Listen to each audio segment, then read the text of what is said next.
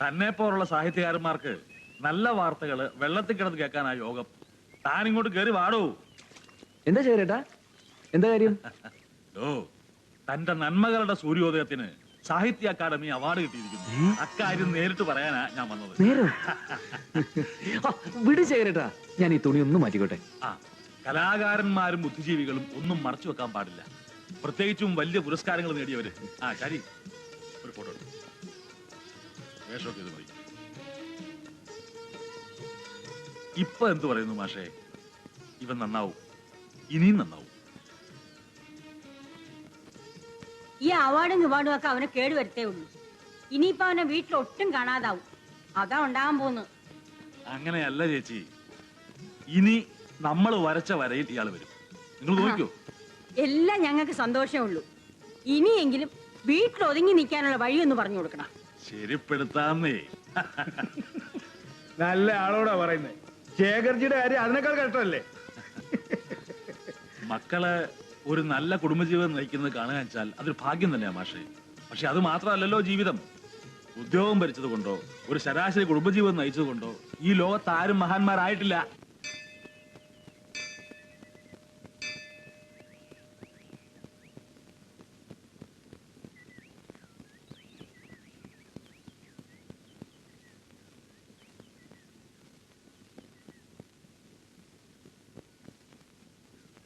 ഇനി ചടങ്ങ് മൂപ്പിലമ്മ അങ്ങോട്ട് നിർവഹിക്കുക.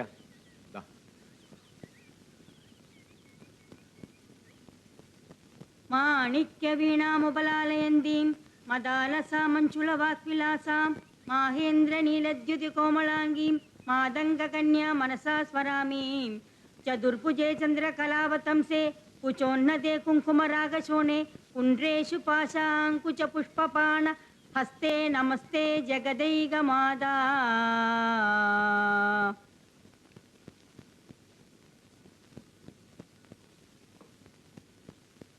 മോനെ, നിനക്ക് ദേഷ്യം തോന്നരുത്. എന്താ അമ്മേ? അമ്മയുടെ ഒരേ ഒരു ആഗ്രഹമാണ്, അടുത്ത കൊല്ലമെങ്കിലും ഈ ചടങ്ങ് നടത്തേണ്ടത് നീ കൊണ്ടുവരുന്ന പെൺകുട്ടിയാവണം. നമ്മുടെ താവഴിയില് അതിന് വേറെ ആരാ ഉള്ളത്?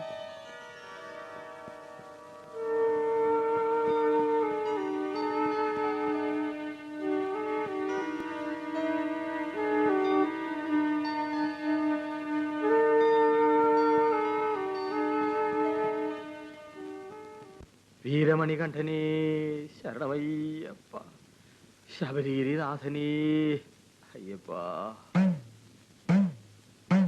നിൽക്കണു. ആ റപ്പായി അവിടെ നിൽക്കൂ.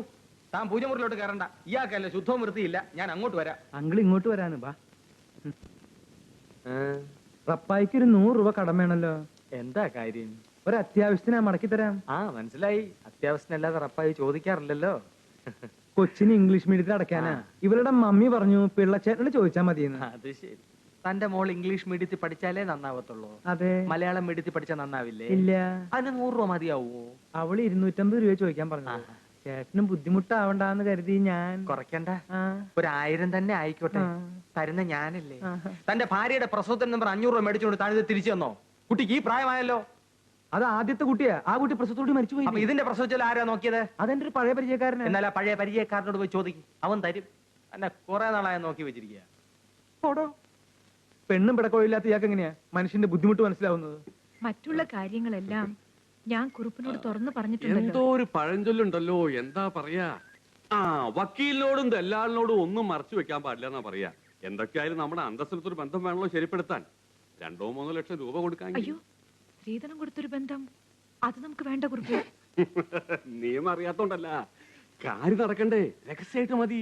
മാലതിയമ്മ ഒന്നുകൊണ്ടും വിഷമിക്കണ്ട, ഞാൻ ഏറ്റവും എല്ലാം അതിന്റെ സമയത്ത് നടക്കും. പ്രോജക്ട് എഞ്ചിനീയർ തന്നെ അന്യായമായി സ്ഥലം മാറ്റാൻ ഉണ്ടായത് സാർ. ഡാമിന്റെ പണിക്ക് പൊതു ടെൻഡർ നൽകാതെ മന്ത്രിയുടെ നിർദ്ദേശപ്രകാരം AT വാറുണ്ണിക്ക് സ്പെഷ്യൽ ഓർഡർ നൽകാൻ കൂട്ടു നിൽക്കാത്തോണ്ട്.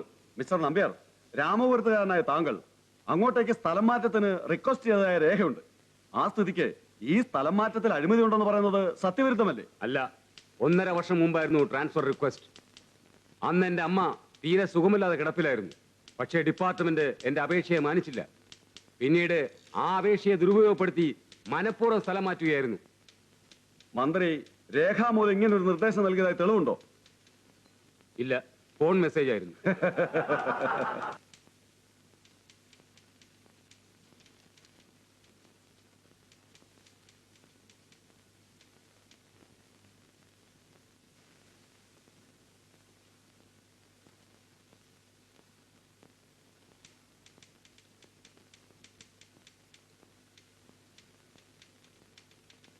കനകം, ഇന്ന് ഇത്രയും മതി. പൊയ്ക്കുള്ളൂ. മാമു, തന്നോടല്ല പോകാൻ പറഞ്ഞത്. ഈ ഫയലൊക്കെ എടുത്ത് അകത്തോണ്ട് വയ്ക്കുക. Thank you sir. സോറി.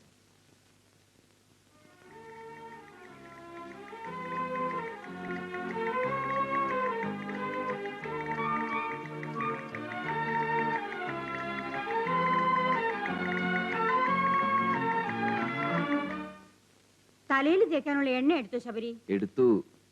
ഞങ്ങൾക്ക് നീ ഒന്നേ ഉള്ളൂ. നിനക്ക് അത്രയും ചുമതല കൂടുതൽ ആലോചിക്കണം. അമ്മേ, പുതിയ നോവലിന്റെ പണി തീർന്ന ഉടനെ ഞങ്ങൾ മടങ്ങിയെത്തില്ലേ? ഇവിടെ ഇരുന്ന് ഒന്നും നടക്കില്ല. ഇപ്പൊ ഒരു മുങ്ങര് മുങ്ങിയാൽ ബുദ്ധിജീവി ഇനി എപ്പോഴാണാവോ പൊന്തുക? എന്താ ചത്? ഇത് കുറച്ച് മാമ്പഴ നമ്മുടെ പറമ്പിലുണ്ടായതാ. മാമ്പഴം എന്ന് വെച്ചാൽ രാജശേഖരന് വലിയ പ്രിയമാ. കൊണ്ട കൊടുക്ക. കുട്ടിക്കാലത്ത് ഞങ്ങൾ രണ്ടാളും കൂടി അമ്പലപ്പറമ്പിൽ പുളിമാങ്ങ വെക്കാൻ പോയിട്ടുണ്ട്. നന്ദനമ്പൂരുടെ ഇന്ന് തലയ്ക്ക് നല്ല കിഴുക്കും കിട്ടിയിട്ടുണ്ട് രണ്ടാൾക്കും. ആ, രാജനോട് പറഞ്ഞേക്ക് ഒരു ഓണത്തലിന് ഞാനങ്ങോട്ട് വരണ്ടെന്ന്. ആ, ഭഗവതിയെ തൊഴുതിട്ട് പോണേ മോനെ. വരട്ടെ.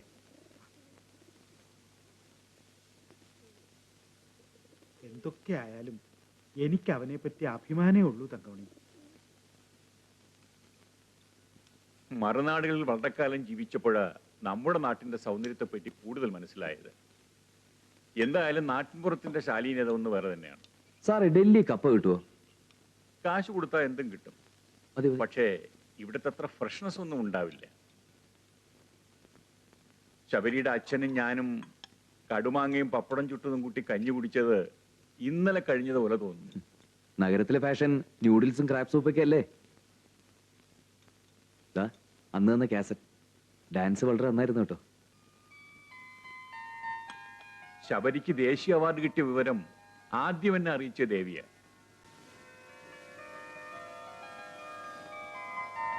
സസ്പെൻഷൻ റദ്ദാക്കി അവനെ സർവീസ് എടുക്കാൻ നോക്ക്. അതാ നല്ല നടപടി. എടുത്തരു സാറേ. ആ, താങ്ക്സ്. വെള്ളമടിച്ച് ആഫീസറെ തെറി വിളിച്ച നിന്നെയൊക്കെ പിന്നെ പഴയ ഒരു പ്രവർത്തകന്റെ മകനാണല്ലോ എന്ന് വിചാരിച്ചാ അല്ലേ? വെള്ളമടിച്ച് ഇനി ആഫീസിൽ നിന്ന് വെള്ളം ഉണ്ടാക്ക്. ഇനി അങ്ങനെ ചെയ്യില്ല സർ. റാസ്കൽ, അന്തസ്സില്ലായ്മ കാണിക്കാൻ വേണോ ആ അന്തസ്സൊക്കെ? ബാബാ,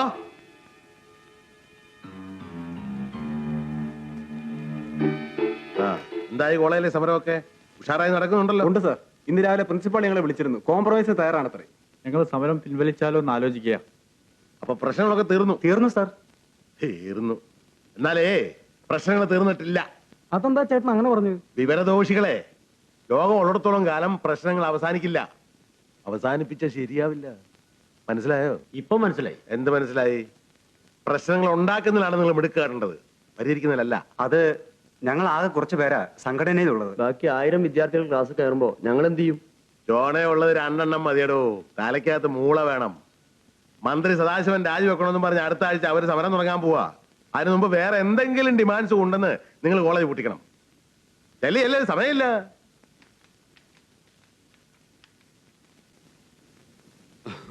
കുറച്ച് വൈകി. കല്യാണമൊക്കെ കേമായോ കുറുപ്പേ? കേമായോന്നോ? 2 ലക്ഷം റുപ്യ സ്ത്രീധനം, പിന്നൊരു മാരുതി കാറും. ചെക്കന് എഞ്ചിനീയറാ. ഗൾഫുകാർക്ക് ഈടായിട്ട് മാർക്കറ്റ് കുറച്ച് ഡള്ള. കുറുപ്പ് നോക്കി വെച്ച പയ്യൻ ബോംബെയിലാന്നല്ലേ പറഞ്ഞത്? അതെ. പിന്നെന്താണെന്ന് ചോദിച്ചാൽ ഒന്നൊത്തോ ഒന്നൊക്കില്ല. അങ്ങനെ കല്യാണക്കാരി ഉള്ള ഡീറ്റെയിൽസ് കൊണ്ട് അരയിലുണ്ട്. നല്ലൊരു ഇടത്ത് നോക്കി കുറിപ്പ് കൊളുത്തിയിടും. ശരി, കുറുപ്പിരിക്കും.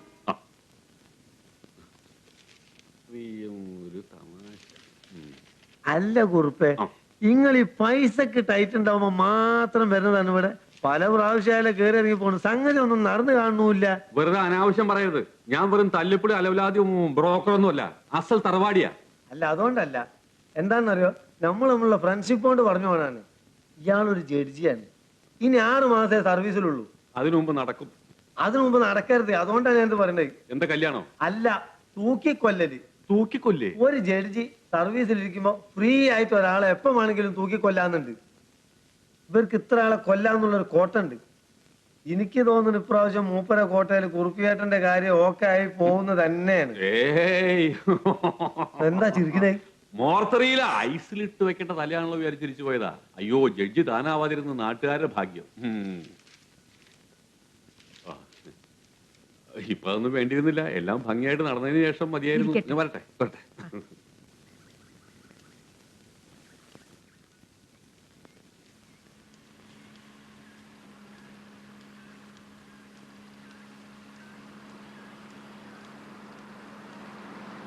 ഡ്രൈവർ നിർത്തൂ.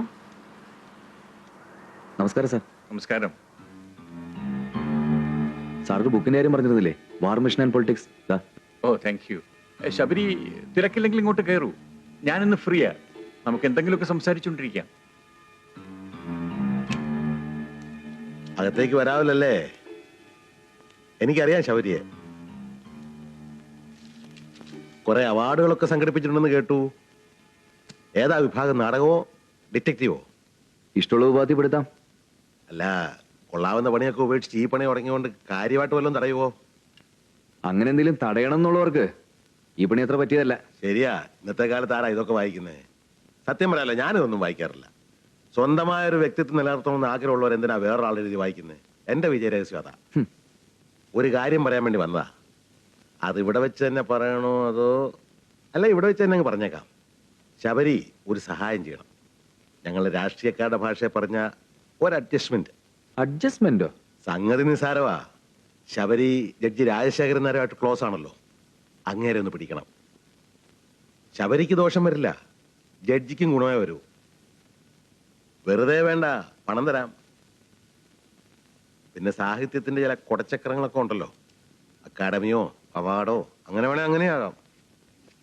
അപ്പൊ പണം കൊണ്ട് സ്വാധീനം കൊണ്ട് എന്ത് സാധിക്കാന്നുള്ള ധാരണയുണ്ടല്ലേ? അതിന് പറ്റുന്ന വേറെ ആൾക്കാരുണ്ട് എന്ന് അന്വേഷിക്കും. കാര്യമായിട്ട് പറഞ്ഞാണോ? അതെ. നല്ലപോലെ ആലോചിച്ച് പറയുന്നതായിരിക്കും ബുദ്ധി. നല്ലപോലെ ആലോചിച്ചിട്ട് തന്നെയാ പറയുന്നത്. എനിക്ക് വേറെ പണിയുണ്ട് മിസ്റ്റർ.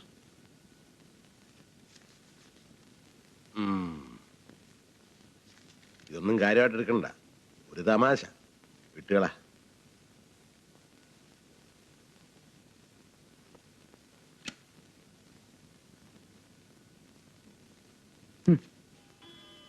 നമസ്കാരം സാർ. നമസ്കാരം. മനസ്സിലായോ ആവോ? മനസ്സിലായിരിക്കൂ. മോടെ നൃത്ത പരിപാടിക്ക് ഞാനും ഉണ്ടായിരുന്നു. സമയം കിട്ടിയിട്ടല്ല. സത്യം പറയാലോ സാർ, പരിപാടി ഗംഭീരമായിരുന്നു. പെൺകുട്ടികളായാലും ഇങ്ങനെ വേണം. എന്താ അസുഖം? അല്പം ഷുഗർ ഉണ്ട്. അയ്യോ, സൂക്ഷിക്കണം സാർ. ഷുഗർ അപകടകാരിയാ. പ്രഷറും ഹാർട്ടും ഷുഗറും കൂടെ ഒരു സ്ഥിര ഐക്യമുന്നണിയാ. മുറിവുകളൊന്നും പറ്റാതെ നോക്കണം. അല്ല, വന്നതിന്റെ ഉദ്ദേശം പറഞ്ഞില്ല. ഒരു ഡെപ്യൂട്ടി കളക്ടറുടെ പ്രൊമോഷൻ ശരിയാക്കാൻ തലസ്ഥാനത്തേക്ക് പോകുന്ന വരിയാ. ഞാനൊരു കിങ് മേക്കർ ആണെന്ന് ആ ചിലരൊക്കെ പറയുന്നത് വെറുതെയാ. അർഹിക്കുന്നവരെ സഹായിക്കും, അത്ര തന്നെ. ഇപ്പോഴും വരവിന്റെ ഉദ്ദേശം പറഞ്ഞില്ല. ഓ, വെറുതെ. മന്ത്രി ഓങ്ങല്ലൂർ സദാശിവന്റെ കേസ് ഹിയറിംഗ് നടക്കാണല്ലോ. കോൺട്രാക്ടർ ബാഹുലയം കോടതി വരില്ല. അഥവാ വന്നാലും നുണയെ പറയൂ. കോടതി കാര്യങ്ങൾ ഇവിടെ വെച്ച് സംസാരിക്കണ്ട. മറ്റു വല്ലതും പറയാനുണ്ടോ? ശരിയാ, സംസാരിക്കാൻ കൊള്ളത്തില്ല സാറേ. റിട്ടയർമെന്റിന് ശേഷം സാർ എങ്ങനെയാ? നാട്ടിൽ തന്നെ കൂടാനാണോ ഉദ്ദേശം? അതൊന്നും നിശ്ചയിച്ചിട്ടില്ല. നാടാണ് എപ്പോഴും നല്ലത് സാർ. ഒരു തെങ്ങും തുപ്പും ബംഗ്ലാവും കൂടെ ഞാൻ വിൽക്കാൻ പോവാ. സാറിന് വേണേ നോക്കാം. സാറിന്റെ സ്ഥലമൊക്കെ കേസിൽ കിടക്കാണെന്ന് അറിഞ്ഞു. ഇതൊന്നും നമ്മൾ തമ്മിൽ സംസാരിക്കേണ്ട കാര്യമല്ല. ശരിയാ, ഞാൻ വന്ന കാര്യം പറയാം. സാറ് വലിയ കണിശക്കാരനാണെന്ന് കേട്ടിട്ടുണ്ട്. ഇങ്ങോട്ട് അര സഹായം ചെയ്താ അങ്ങോട്ട് 1001 സഹായം ചെയ്യുന്നവരാ ഞങ്ങള്. ഈ നീതി നിയമമൊക്കെ നമുക്ക് എങ്ങനെ വേണമെങ്കിലും വ്യാഖ്യാനിക്കാം സാറേ. ഇന്നത്തെ അന്യായം നാളത്തെ ന്യായമായും വരാം. ഞാൻ അല്പം തിരക്കിലാണ്. വിശേഷിച്ചൊന്നും പറയാനില്ലെങ്കിൽ മിസ്റ്റർ വെട്ടുകുഴിക്ക് പോകാം. സാറ് നീതിമാനായോണ്ട് ചോദിച്ചു പോവുകയാണ്. ഫ്രണ്ട്ഷിപ്പിന്റെ പേരിൽ 10 ജന്മം എടുത്ത് 10 തവണ ജഡ്ജി ആയാലും ഇന്നത്തെ കാലത്തൊരു ഉദ്യോഗസ്ഥന് വലിയ സമ്പാദ്യമൊന്നും ഉണ്ടാകുകയില്ല. സത്യവും നീതിയും ഒക്കെ ഇപ്പൊ ഉണ്ടോ സാറേ? എവിടെ? ഒരു കാറ്റങ്ങ് പോയ മനുഷ്യന്റെ നെഞ്ചും കൂടിന് എന്താ വില? സ്വന്തം ഭാര്യയ്ക്കും മക്കൾക്കും പോലും അതൊരു ഭാരമായിരിക്കും. ചക്രം ഉണ്ടല്ലോ, ചക്രം, അവൻ സ്വയംപൻ. പരലോകത്ത് നിന്ന് യമന് കൈക്കൂലി കൊടുത്താൽ ഇങ്ങോട്ട് ഭൂമിയിലോട്ട് തന്നെ രാജാവായിട്ട് മടങ്ങിപ്പോരാ. അതാ കാലം. ഹേ മിസ്റ്റർ, ഇത്രയും അഹങ്കാരം ഇവിടെ വെച്ച് സംസാരിക്കാൻ നിങ്ങൾക്ക് സ്വാതന്ത്ര്യം തന്നിട്ടില്ല. Please leave me alone. ഞാനെന്തോ പറഞ്ഞു, സാറിനത് ഇഷ്ടപ്പെട്ടില്ല. സത്യത്തിൽ അവമര്യാദയാണെന്നും പറഞ്ഞില്ല. ഇനിയിപ്പൊ സാർ എന്നെ പിടിച്ചു പുറത്താക്കിയാലും ഞാനതങ്ങ് സഹിക്കും. എല്ലാറ്റിനും ഒരു അനന്തരഫലം ഉണ്ടല്ലോ. പണ്ടൊരു ചെറുപ്പക്കാരൻ DYSP എന്നോട് കളിക്കാൻ വന്നു. 24 മണിക്കൂറിനകം പോസ്റ്റ്മോർട്ടം നടന്നു. സൂയിസൈഡ് ആയിരുന്നു. ബോഡി ഞാൻ തന്നെ ഏറ്റുവാങ്ങിയത്. അല്ല സാറേ, മനുഷ്യന്റെ സ്ഥിതി ആർക്ക് പ്രവചിക്കാൻ പറ്റും? ഇത്രയും സംസാരിക്കാൻ അനുവദിച്ചത് ഞാൻ വിഡ്ഢിയായത് കൊണ്ടല്ല, അതെന്റെ മാന്യത എന്ന് കരുതിയാൽ മതി. എനിക്കറിയാം സാറ് മാന്യനാ, ഞാനും അതെ. ഇപ്പൊ ഞാൻ അങ്ങോട്ട് ഇറങ്ങട്ടെ സാർ. മിസ്റ്റർ വെട്ടുകുഴി, ഇവിടെ വരൂ. ഇതെടുത്തുകൊണ്ട് പൊയ്ക്കുള്ളൂ. എനിക്ക് മറവ് പറ്റാറില്ല സാർ, അതവിടെ ഇരുന്നോട്ടെ. I say you take it and get out.